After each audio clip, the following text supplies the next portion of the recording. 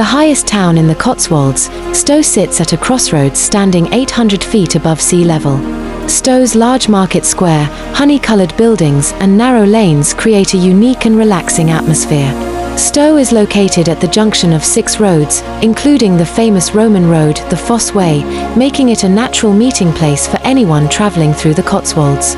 Within the town, visitors will find plenty of shops, cafes, restaurants, pubs and tea rooms.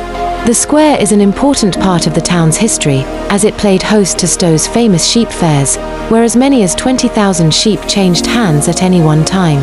Stow-on-the-Wold was originally known as Edward Stow, after the town's patron, Saint Edward. When Henry II granted the town a charter in 1107, he changed the name to Stow-on-the-Wold.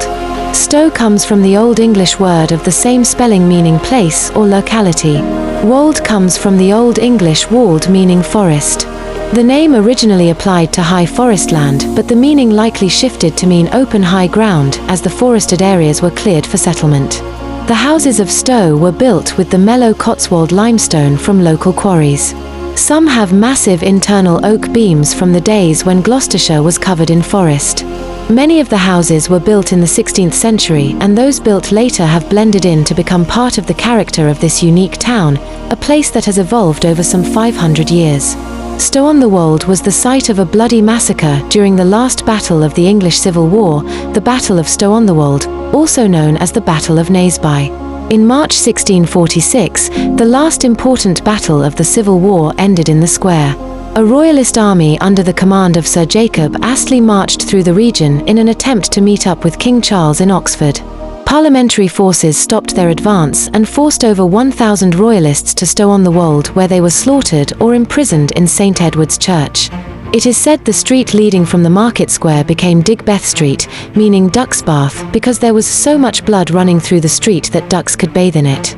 The royalists fought a running retreat back through the streets of Stow, where Astley finally sat down on the ancient cross monument in the market square and declared, "You have done your work, boys, and may go play."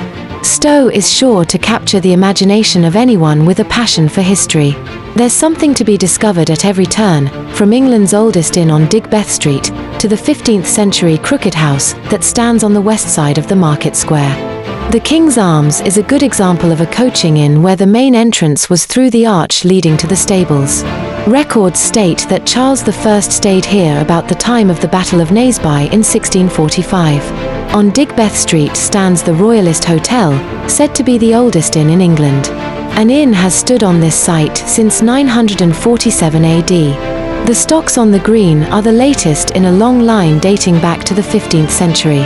Not to be missed is the side door to St Edward's Church, framed by ancient yew trees.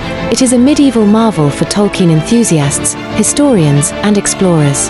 Much has changed in Stow over the years, but despite the motor car replacing the sheep, a visitor from 500 years ago would recognize many of the features in the town today.